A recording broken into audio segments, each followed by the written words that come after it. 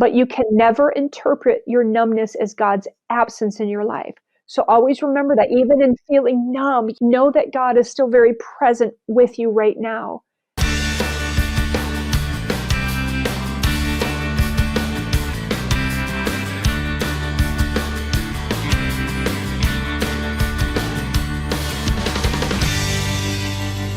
Welcome to the Christian Music Archive podcast, conversations about Christ, community, and music. I'm your host, Dave Maurer. Well, I'm excited to welcome to the podcast today Tammy Trent. Tammy has had a number of albums since way back in 1995, I think was her first one that I was aware of anyway. And she's been an author. She has quite a story to tell, and I can't wait to talk about this with Tammy. So, Tammy, welcome to the podcast, and we're excited to have you here today. Thank you so much, Dave. I love how you just completely went there. The first thing out of your mouth, you just dated me right there. She is how old? She's been in the ministry for 25 years, 1995. I cannot believe it, honestly, when we talk about that. And I think, wow, I really have. And I'm still kind of taking those steps every single season of my life as I continue to grow in life and in relationship and in music and ministry. And of course, my life has taken so many different turns, but I think at the end of the day, to sit here with you today and think, wow, I've been in quote unquote full-time ministry for 25 years is kind of, it kind of blows me away. I don't know that I would have ever thought I'd still be doing this 25 years later when I started in 1995, but I'm grateful for it. It has shaped me and it has made me the woman that I am today.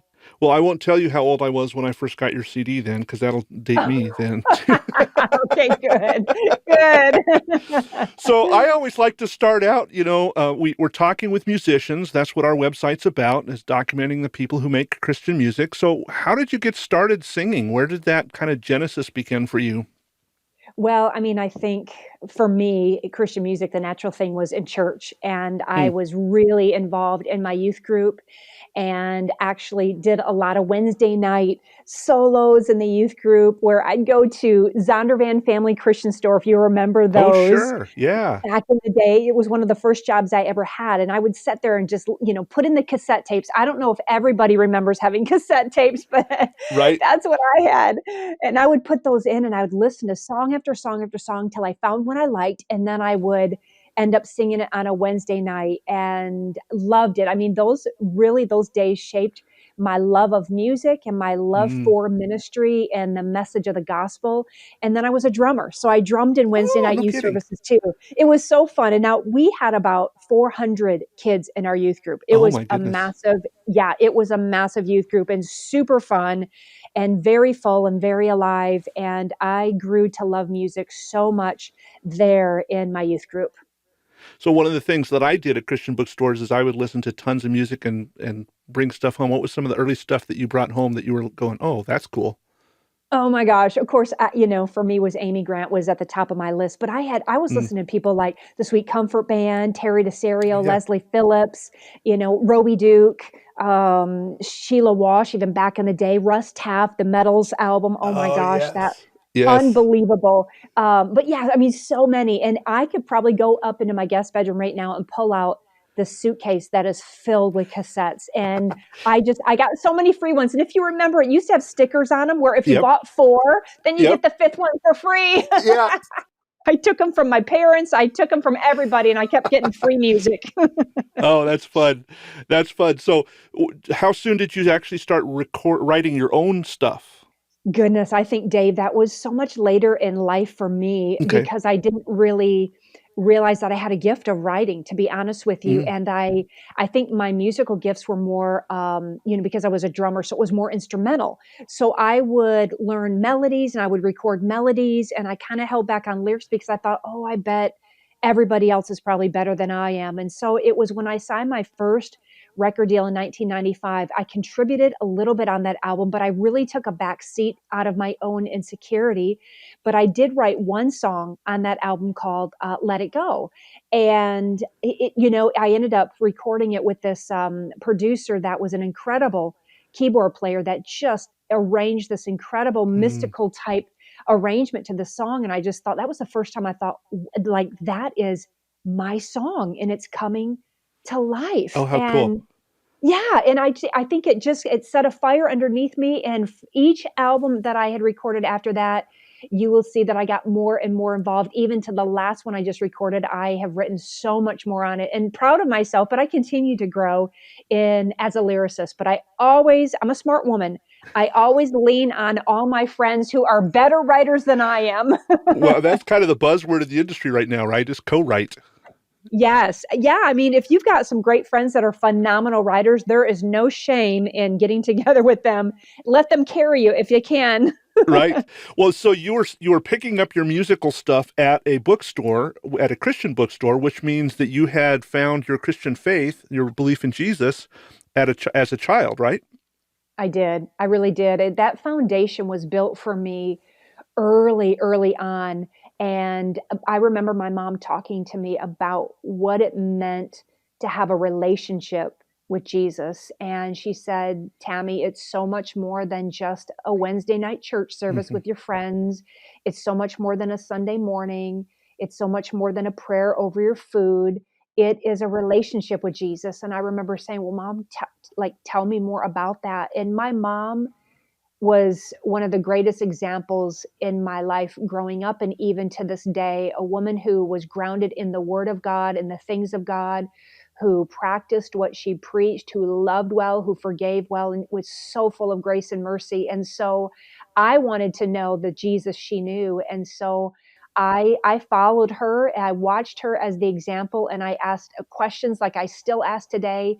She's one of my greatest teachers of the Word of God. And so it was an early age, Dave, that I understood truly what it meant and the importance of having a true, genuine, intimate, knowing the character of God relationship that would sustain me for my entire life. So that was a decision you made as a young child, and it's been your own decision all the way through.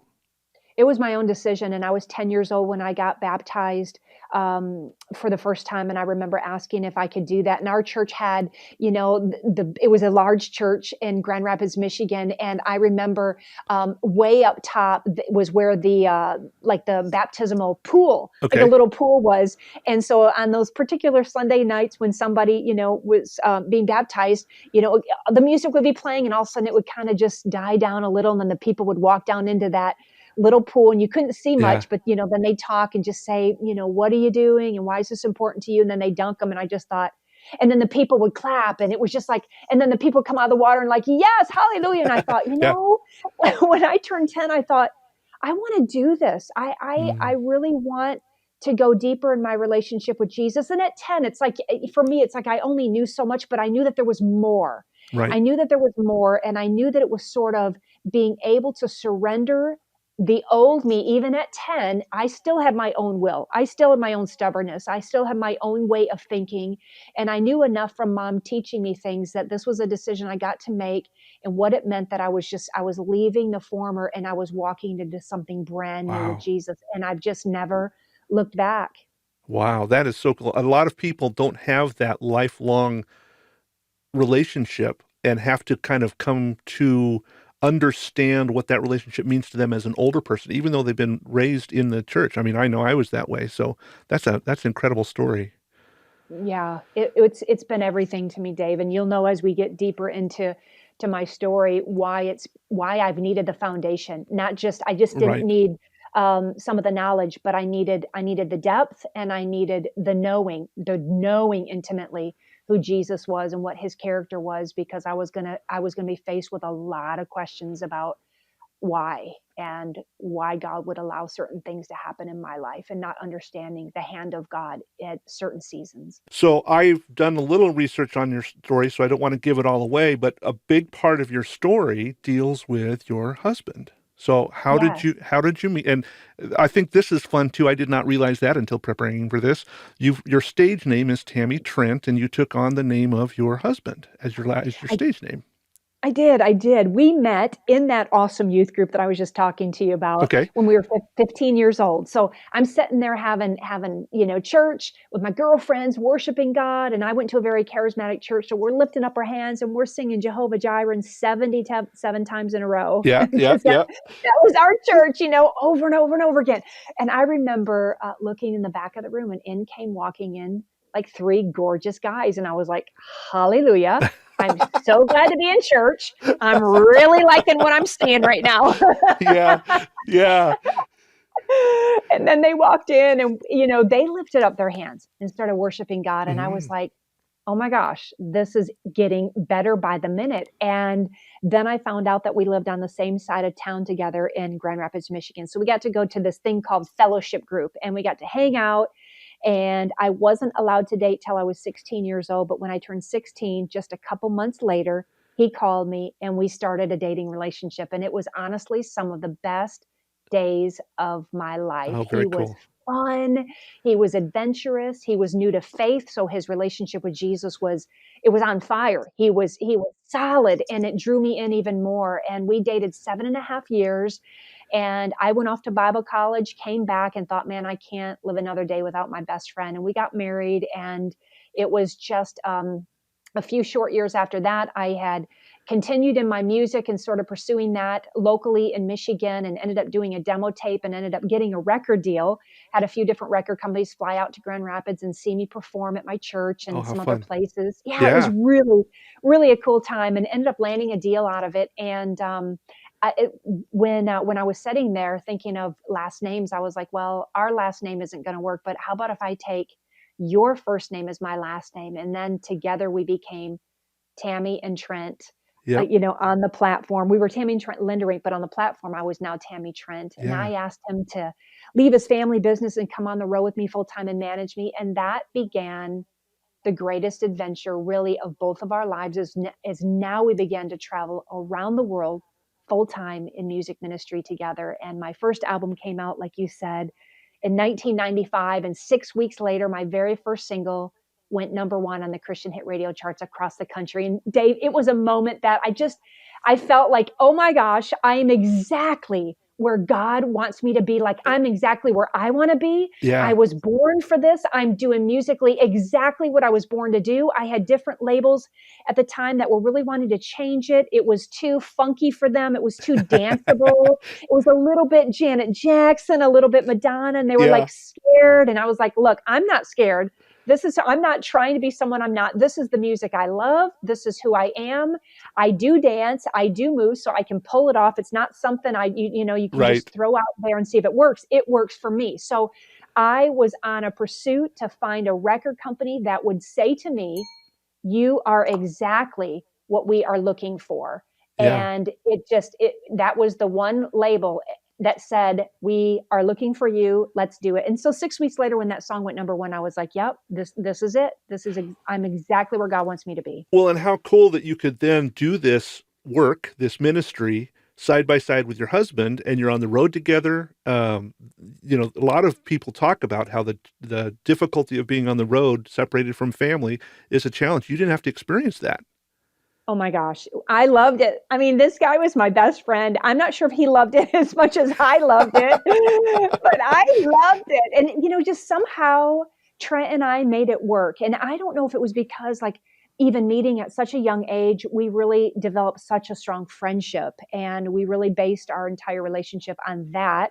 And we were Right. very careful to, in our youth group, we talked about purity and true love waiting. And so we were very thoughtful and intentional on that, even though it was a struggle for me because I was very much in love and I wanted to be loved and wanted someone to love me. So I struggle with those things, Hmm. but he was always a protector and covering and such a covering in our relationship. So we didn't find ourselves in some um, compromising situations. We were very thoughtful and intentional on, even in our dating relationship, to let's hang out with friends.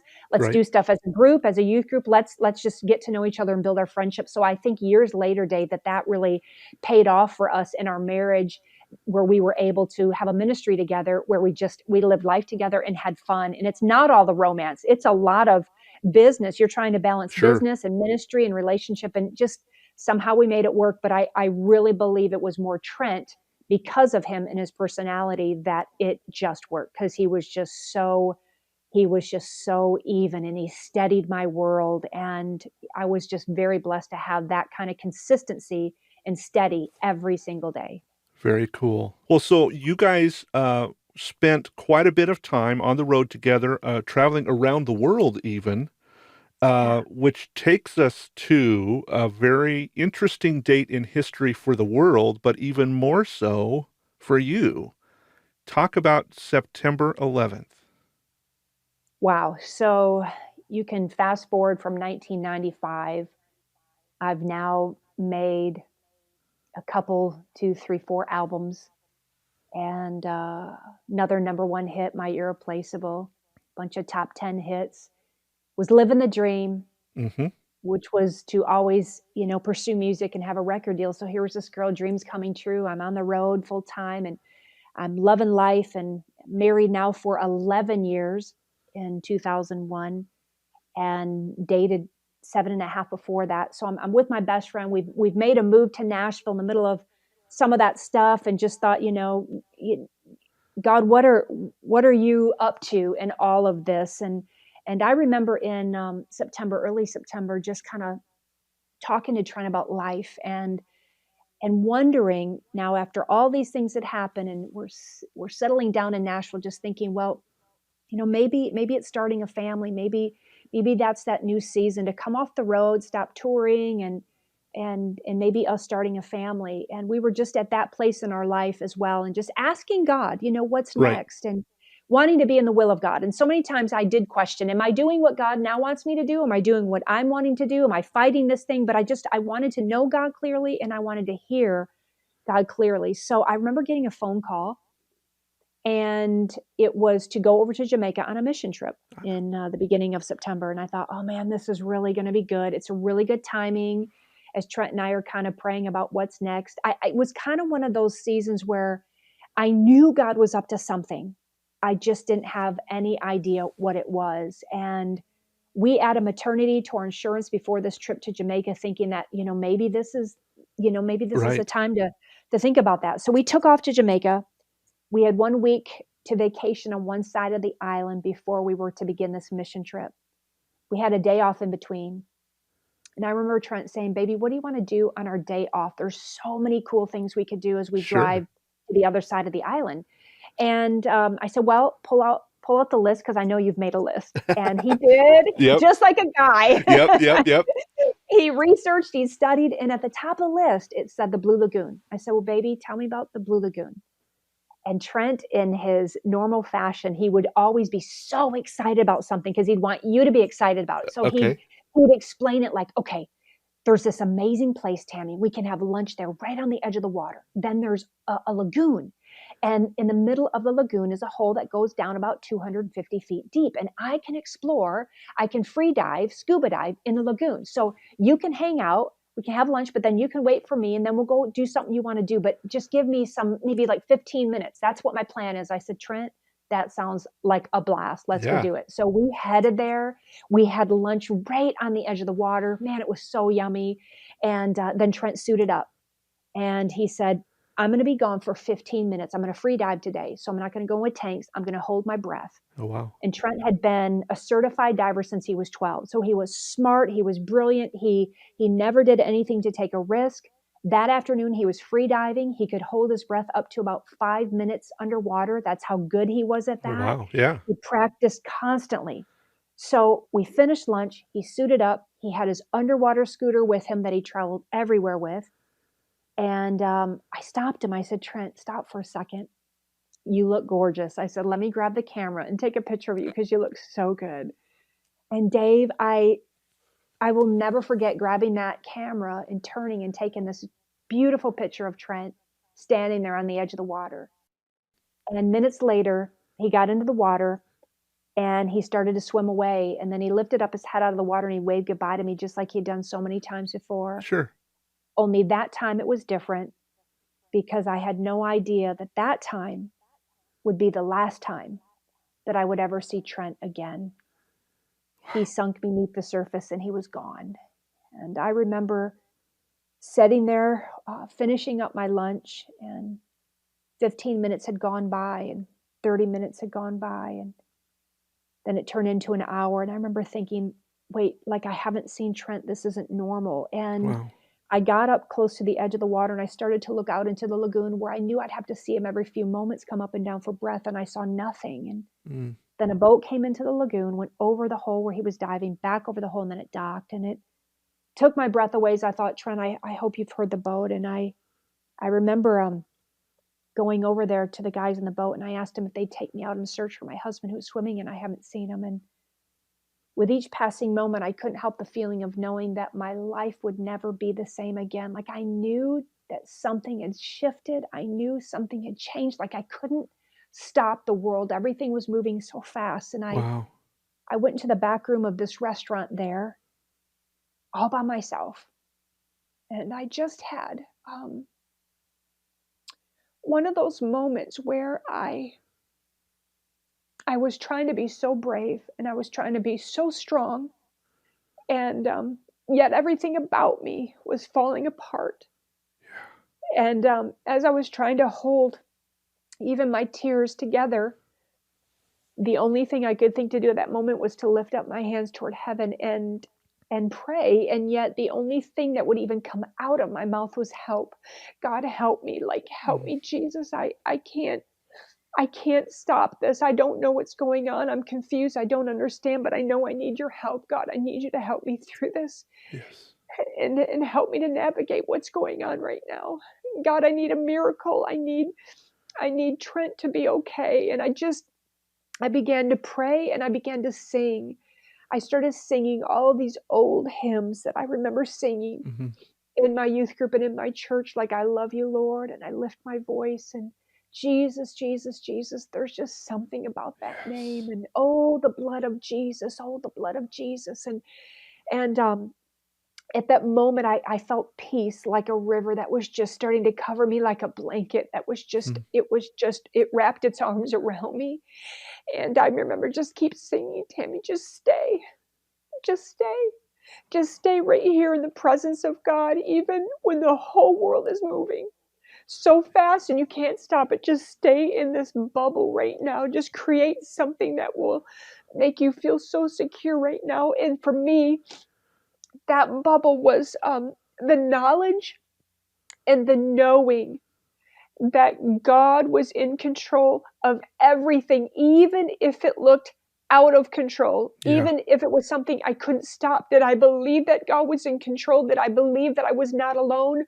All of the things that I had learned as a child, I had to lean into now. I had to hang on to them desperately to call out on the voice of God in my life. And so I kept doing that to stay in that bubble, that moment. And I called in a dive team and they began to search while I was in that back room. And 3 hours had gone by. It got dark. They had to call the search off. They couldn't find Trent. And they said, we'll start again in the morning. And I went up to a home of 2 doctors that wanted to watch out for me. And I will never forget, it was the very next morning that the doctor said, Tammy, come into the room. We want to show you the television in the other room. And I walked into that room staring at the television as the second plane plowed into the Twin Towers in New York City, the morning of September 11th, 2001. So while all of America was falling apart, I'm standing there thinking my entire world is falling apart right now as I'm looking at these people shortly after saying, have you seen this one that I love? Have you seen my father, my mother, my husband, my wife? And I'm in my own country going, oh, I can relate. Like, has anybody seen Trent? And then I got the call that my family was grounded on planes all across the country. So not one person could get to me, Dave. And I'm just like thinking, many of us, I'm sure even listening right now, I can't imagine one person not being able to say this, but I think every one of us has been at one place in our life or another have said something like, God, it's enough. Like, I can't take one more thing. And that's where I was at that moment, just like, God, it's enough. I need my family. How will I ever get through this on my own? And now my family can't get to me. Yeah. And then the phone rang again, and it was the doc. They had found Trent in the dock about 150 feet down, still hanging onto his underwater scooter. And he didn't survive. He didn't make it. And that was the beginning. That moment for me as I fell to the ground crying out to God, that was the beginning of an entirely different chapter, many chapters Yeah. it, that I would face in my life. That was the beginning of a brand new journey for me, one that I never ever thought would happen in my life, and I was stepping into it and all of the unknown. Yeah. One of the things that you said earlier in on our conversation was you were talking about how your mom had helped train you in this relationship with Jesus that you would need future, and now we're at the future. When you were Mhm. in the middle of that day, was it something that you had to consciously go, okay, I am at a loss for everything. I just have to cling to God? Or was that something that you had practiced enough that it was kind of a natural outflow? Yeah, Dave, it really was a natural outflow. I didn't have to like overthink it. I didn't have to question it. It was such a defining moment for me, honestly, because I think many of us question our faith. I mean, Hmm. we're like, I wonder if I would really trust God Right. if this happened. Yeah. I Yeah. wonder if I really put this extra hundred in the offering, if I really believe that God will bless me in a certain Right. area of my life. We're always kind of, at least I am, my whole life, I never had anything massive, major happen in my life where the rug was pulled out from underneath me. So I think I always wondered, I mean, I know I have faith. I know I believe in Jesus. I know I walk with them on a daily basis, but like, what if something really awful, like, what will I do? And so, man, after I got through that time, it was realizing what a defining moment that was for me, that it was very natural for me. I didn't have to overthink it. It was like I had practiced for that moment my whole Mm. life. And Yeah. I just stepped into it. Now, it didn't mean that I wasn't in pain, didn't mean that I haven't fought Oh, anger. sure. Sure. It doesn't mean that I haven't questioned God, that I've, doubted a million times, that I went through all of that. But in that moment, I knew enough to lean towards the things of God rather than away from Him. It's so easy for us when things are going great to just believe, oh, Yeah. He's fantastic. This is unbelievable. God, your blessings, your blessings. And then when something shifts and changes and we don't understand why God would allow something to happen, man, if you're anything like me, I'm quick to, at least in the past, been quick to say, oh, great. Now you've abandoned me. Now you've moved on. And now you're not Yep. listening. Now you don't care. What have I done? And why am I being punished? And so, man, I think for me, I've had to navigate through a lot of that stuff the last 19 years, which I think just develops you as a follower of Christ. It Right. strengthens your walk. It makes you more mature. Either we know Him on the surface or we know Him to the depths of our soul. And I think, Dave, when that happened, I was very numb.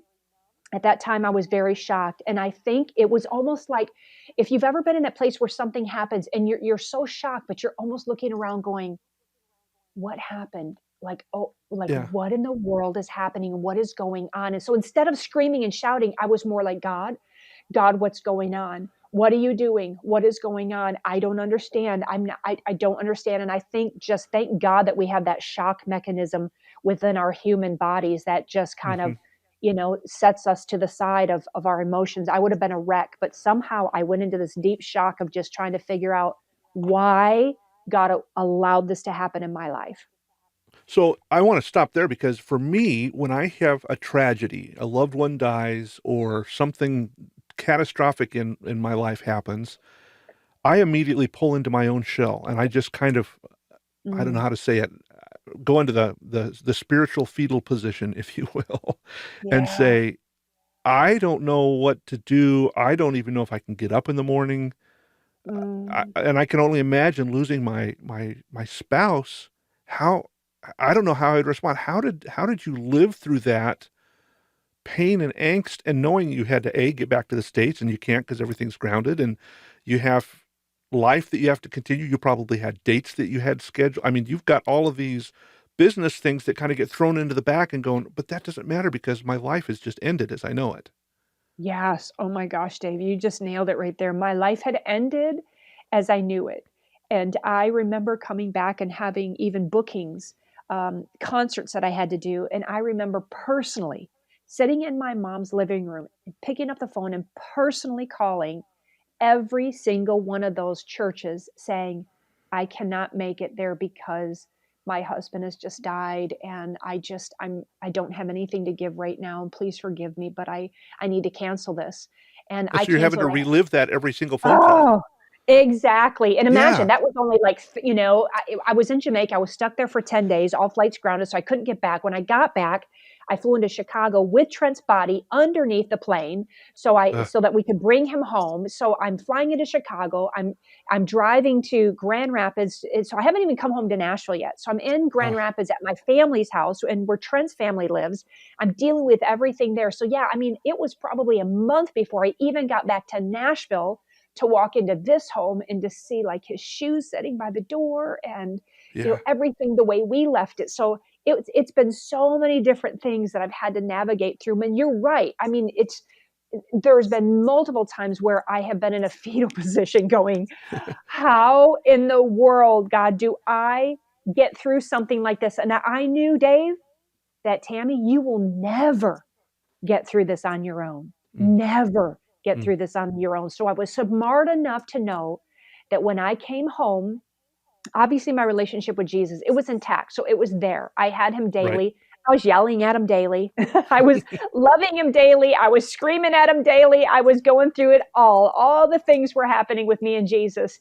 But I Yep. was smart enough to know like I have got to surround myself with my tribe. And to me, Mm, that was like my family, my friends, and my church, and not feeling like I had to be on a platform. I came off of it because I didn't want to pretend that I oh, had all the sure. answers. I had none. So I walked off of it and I came home when I got back to Nashville.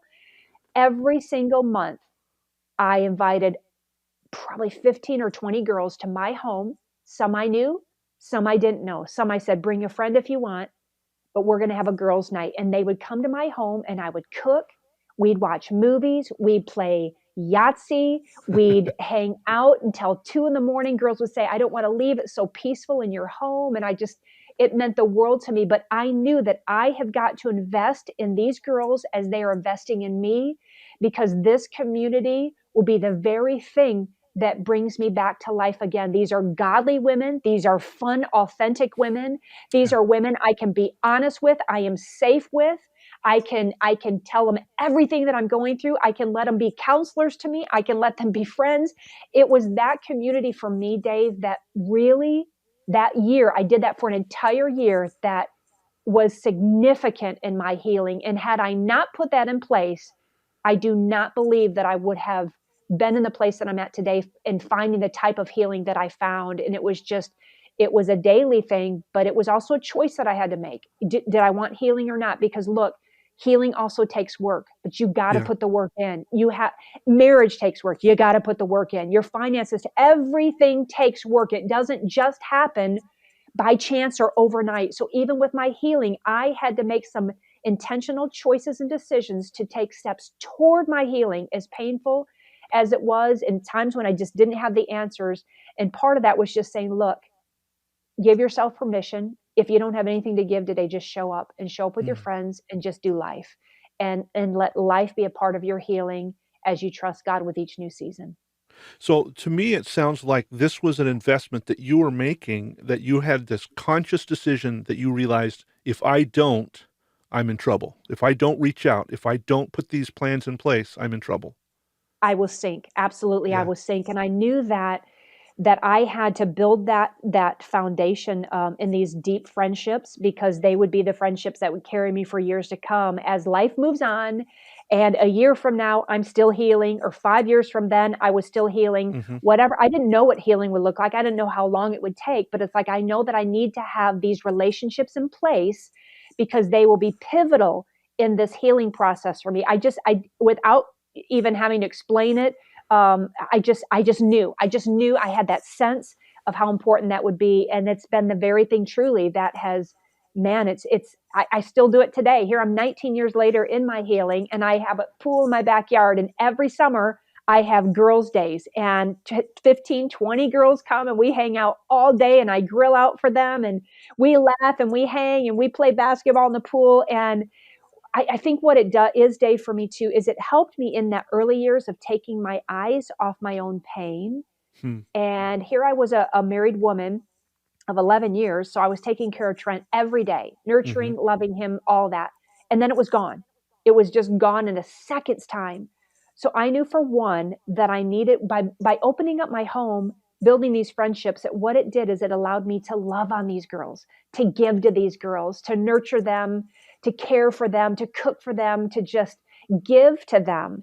And in doing that is also where I found healing, was somehow taking my eyes off my own pain in those moments and looking around at somebody else that might be going through something and think, how can I help them? Yeah. Well, and I don't know how to say this question, so it might come across a little clunky, but that feels all nice, neat package with a little bow on top of it. I just put in the A time red bow. and I worked, yeah, a red bow, right. And I put in the time and I made it work. But Yeah. what do you say to the people? What do you say to the woman who's just lost her husband, the parent who's just lost their child, and they're in that fetal position saying, I don't have it. I don't have the energy to get up and say, I need help. I need to focus on something else. What do you say to that person? Well, I'd say, first of all, I was there. I mean, I'm talking about 19 years of healing. So I didn't come home and right away go, this is super fun. Let's have a girls' night and just all have a great time. I mean, it has taken me years and years to get to the place that I'm at. Because for me, healing didn't happen overnight. So I just want to be clear on that. There's maybe a red bow now, 19 years later, and there ought to be. If I didn't have a red bow on it now, Dave, there would be some major problems. Because Yeah, if I'm a follower of Christ and I've allowed him to heal me after 19 years, I would say, look, I'm not doing something right. So right. either we believe God can heal, either we believe He can restore, even in our pain. What do you believe? Either you do Right. or you don't. So I think in the beginning, it's just taking little steps. So yes, fetal position, all that stuff, being angry at God, feeling like He took something from me that was everything to me. My whole life changed in a second. Yeah. Everything shifted and changed. I was mad. I was angry. Like, how could God allow something like this to happen in my life? Yes, I came home, and I'm telling you, even now, I have 19 years later where I still have moments where I am punched in the gut, even in my healing, where I scream and say, God, I hate this. Yeah. It's not fair, and it will never feel fair for any one of us that has risked loving, and we risk losing. And for any one of us that, especially fresh in your pain, I mean, it's all those questions of like God, I don't get it. I don't get it. I don't understand. Dave, I just had a friend, one of my good friends, that was killed in a plane crash 1 month ago in Nashville. She's married with two little ones, and she was in the Air Force, deployed 5 times, only 45 years old. And she was in Nashville, in the military, the 118th Air Wing. And she was just going up in a plane with two other airmen, and right here in Nashville, and took off from Murfreesboro, had a problem with the plane and started to turn back to the runway, and had a massive catastrophic engine failure and wasn't very high even off the ground as they were trying to get back to the runway. And the engine completely failed and it just crashed to the ground, killing all three of them instantly. I was supposed to be with her just 2 days later on September 10th. All of us girls were getting together to celebrate Trent's life. And now here I was having to celebrate Trent's life, and then now the death of my friend. And I'm telling you, I've had questions for God, and just like I don't understand. She loved you so much. She was such an amazing person. She's got a 5-year-old little boy and an 8-year-old little girl. How did these kids go on to live without their mom? And we could either stay in that our whole life and be so angry with God and just like, it will never make sense. I will never understand. And the truth is, this side of heaven, I won't. I won't Right. understand everything that happened to me. You won't understand everything that's going on in your life. I will never understand everything that's happened to Shelly. But if you, I think, try to just find moments in a day, even if it's hard to get out of bed, even a moment in a day, try to find something, some promise, something that you can cling to that gives you some kind of hope. I don't know what that is, and it might take people a while to get there. And I think everybody's journey back to healing is different. Some people do feel like, I can't get out of bed, and it's been a month. But at the same time, I would start praying that God bring them Yeah. somebody that'll help them get dressed and move out of that house even for a day, to take a walk around the neighborhood, to do whatever, because you have to keep moving, or at some point you will get stuck. And then it's going to be really hard. I've heard some people say that, sometimes you were talking about those little things, that it's okay to celebrate. Hey, I got out of bed and I brushed my teeth today. Oh my gosh, That yes. was a step. Yes, Now, for yes. those of us who do that on a daily basis, it's like, oh, come on, that's nothing. But when you're going through that depression, that agony of loss, celebrate the little things that God gives you the strength to. I brushed my teeth today, and I actually Oh use my gosh, toothpaste. yes. Yeah, yes. Dave, that it's no lie, because early on, those that first year for me was exactly that. I can remember texting my mom going, "I got out of bed and I washed my hair today. Didn't go anywhere, but I got out of bed and washed my hair." My mama would say, "You're doing good, honey. You're doing good. Just keep doing a little bit every day." And I think that's what I would say to somebody if they just feel so numb right now and they feel so stuck. I would first say that, I mean, I think that's totally normal to feel that way. But you can never interpret your numbness as God's absence in your life. So always remember that even in feeling numb, know that God is still very present with you right now. But I would just say, just if you can do a little bit every day, just a little bit, give yourself permission, but try to keep moving a little bit every day, whatever that looks like for you.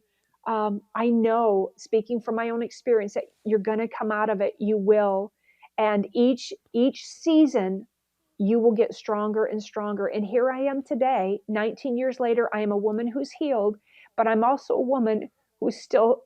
Oh man, I wish I could change it, but I can't. I can see God's hand in it now. I can see how God allowed things to happen in my life because He saw it would serve a greater purpose.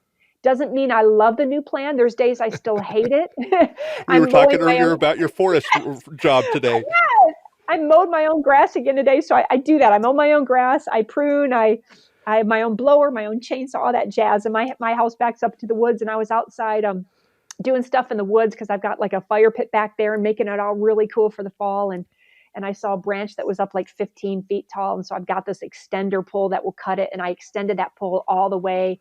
And I started to clip onto that branch, and I was yanking on it. I was pulling on it with all my might. And the pole, it didn't break, but it split right where the extension was. And it came, the metal part came crashing. Imagine I'm yanking on this with all my might.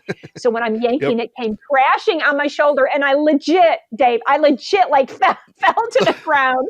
My neighbors probably heard me, and I just cried. So my mascara was running down my face, but I cried because it hurt, but I cried more because I'm widowed. Yeah. I cried more because this is my life. I cried more because Trent's not here. I cried more because, he would have been able to do that and I would have never gotten hurt.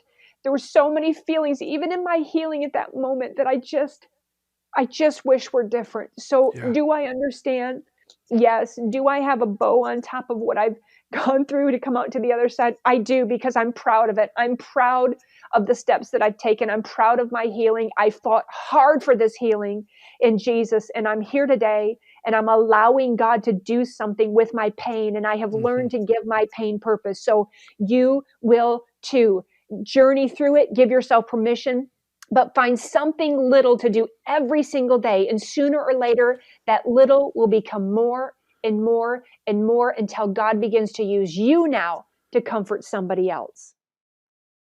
The ladies that you invited to your place for your girls' night, I would imagine that these are not people that you said, I've just now had this loss, I'm going to start investing in them. These are people that you had been investing in all along, right? Yeah. Yeah, they were. A lot of them, Dave, were, when I think back at that, were music industry friends. Maybe a publicist, maybe someone from church, some were different. I'd been at that point. I think I had been on 3 different record companies: REX Music. Hmm. Then I went to Light Records, and then I ended up at Sparrow Records at the time at EMI. And so a lot of them were music industry friends because that was kind of my life in Nashville for the Right. last 2 years that I had lived here. And then some were, people doing my website. Some were, Pam Thumb was my best friend, Ah, like 10 houses down. Her and her husband lived right in the same neighborhood. So it was all those kind of friends that I had met along the way that were living in Nashville. And you're exactly right. So they're people I knew and acquaintances, but now I was handpicking each one that I knew that I was really going to invest in and that were going to hmm. become lifelong friends. And Yeah. yes, 19 years later, probably most of them are still the girls coming and hanging out at my pool in the backyard.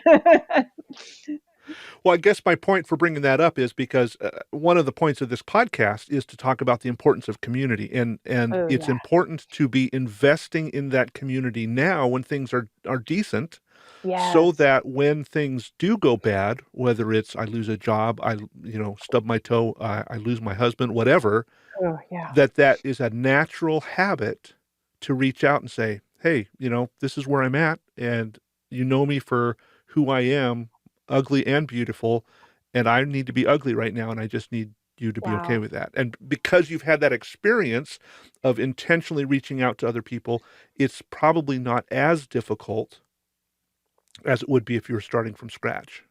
That is so much wisdom there, Dave. So much wisdom. And it's so true. And I honestly didn't think about it so much until you kind of set it up that way. But it's so true. When you said there might be somebody who's listening right now that doesn't know how to ask for help, maybe, I mean, I think I was able, now I'm not very good at asking for help, but I had already established enough relationships that when it was like so bad that I knew like, you cannot do this on your own, pick up the phone and call somebody. You're right. I had established my community, my tribe, my circle of friends that were now lifers with me. They were going to do life with me. And Hmm. those are the people that I still call on today. And I'm telling you, I'm smart enough still to know I got to have my girl time. So whether Yeah. that's, getting on a plane, taking two of my best friends and flying to Kabul, for the weekend, which I can't do Right. now during COVID. So I get in a car and I drive to Florida to Destin Beach and we go for a weekend, or I go across town and have a cup of coffee, or I take a walk around Radnor Lake with a couple friends. But the people you invest in right now, oh my gosh, handpick them carefully. Make sure if you are a follower of Christ that you have a circle of followers of Christ around your life Hmm. that can lift you up when you cannot lift yourself up, that know how to pray for you when you are at a loss for words, that know how to pull you forward when you keep pulling yourself backwards. You have got to be smart enough to put that community, that tribe in place in case, especially, I mean, it's not just in case, but it's just to do life with every day. Yeah. Because we all have stuff going on, whether it's catastrophic or not, we're doing life right now. And Yeah. COVID is so hard for all of us right now that we're struggling. So you've got to have that community absolutely that helps you get through the day-to-day stuff. But especially for me, if something life altering happens in your life, those are people that are going to walk life out with you in the end. I think it's called letting our friends see that we have warts and all, Oh and God. that Yeah. that matches their warts. And guess what? We're all the same at the foot of the cross. And Jesus put us here to be in relationship with one another so that when COVID happens, so that when the car breaks down, so that when we lose something dear to us, it's just part of our warts that somebody understands, oh, that's real. That's real life. Yeah, exactly. Exactly. And oh my gosh, I'm very blessed to have, I've got a lot of friends, but I have probably three that deeply know me, like know everything about me. Hmm. I've held on to my own teenage secrets, my own, I went off to college, tried that once, so Yeah. we've all got that bucket or those, yeah, that package of things that we're like, I'm been forgiven of that and I'm over that. And now I'm older and I've learned. And, I had enough things in my life that I also tried to sort of navigate myself. And I got to a point probably 3 years ago where those three people, which was my best friend Anita, my sister Gina, and my mom. And I remember flying to Michigan and just sitting down with them over coffee and crepes and going, there has been some things that I have been hanging on to for many years by myself. And, Mm. I'm finally at a place in my life where I feel safe enough with the three of you to tell you everything about my life. Things that happened when I was a kid, things that happened in high school that patterned something later in a relationship that then maybe creeped its head up later in my 30s. And then choices I made maybe here in my 40s that weren't so great. That's led me up to this day today. And I want to be able to not carry this anymore, even though I know that I've dealt with some things and God has forgiven me and stuff. But I feel safe enough to say, here it is. I want you to walk life out with me. I want you to know every part of me, the good. You know all the good, because it's easy to tell Hmm. you all the wonderful things about me. Yeah. And my mom, especially, where she's like, I love you, honey. You're amazing. And I'm like, well, Mom, I know you think that, and I want to believe that, but let me tell you something about my life that wasn't so amazing. And to have my Hmm. mom sit across the table from me, just going, honey, I love you, and we will walk whatever out with you that you need. And I'm just so grateful more than anything that you're at this place in your life. That was one of the most freeing things in my life, Dave, was to know that I could talk honestly and authentically with these three people in my life. So yes, it's incredibly important to find those people, to know who they are, and then to feel so safe with them that you can legit do life. We send out a prayer letter every week asking folks to pray for different musicians. And how can we be including you in our prayers this week? Oh my goodness, I love that. For one, I think I want to make sure that I am uh, really trying to make sure that I'm learning more how to discern the voice of God in my life. Lots of different voices right now, and I want to learn to go to the one sure voice in my life and listen to that, whether it's new music or not new music, but to not do the things that I want to do, my will, but continue to surrender in obedience to God in my life. I've not always been the best with being obedient, and I've kind of that, my own will and my strong will. And so I have been learning in the last 3 years to surrender, what that really looks like. Surrender isn't a perfect life. It's a surrendered life, surrendering to Jesus and being obedient, because in the obedience comes the blessings of God. So I'm really, really learning to try to lean more into Him than my own ways. So, and for what's next, I don't know what's next for me. And so I know God reveals to me always right on time. And so I'll wait on that. Thank you, Tammy, for sharing your story with us today. I appreciate when we have the opportunity to be real with one another and share the highlights and challenges of life. I think there's something incredibly valuable about learning from each other's stories, and I hope that Tammy's reminder to build a community that we can lean in on in both good and bad times resonates with you. I know for me, I have a group of guys that I reach out to regularly, and I found that to be such a valuable thing. I also appreciate the reminder that when I feel numb or when the pain of life is just too much to bear, that does not mean that God has left me. I love Tammy's quote. Let's see, how'd she say it? You can never interpret your numbness as God's absence in your life. What a great reminder. Well, thanks for joining me today for the Christian Music Archive podcast. I'd love to hear your thoughts about today's episode.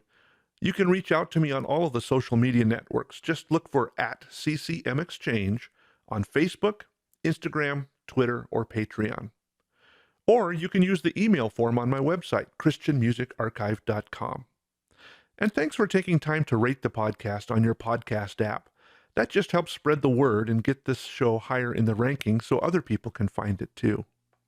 Well, that wraps things up for this episode. Come back next week when I've got another conversation with one of the artists you'll find on the christianmusicarchive.com. And until we meet again, remember, God loves you. In fact, He's crazy about you.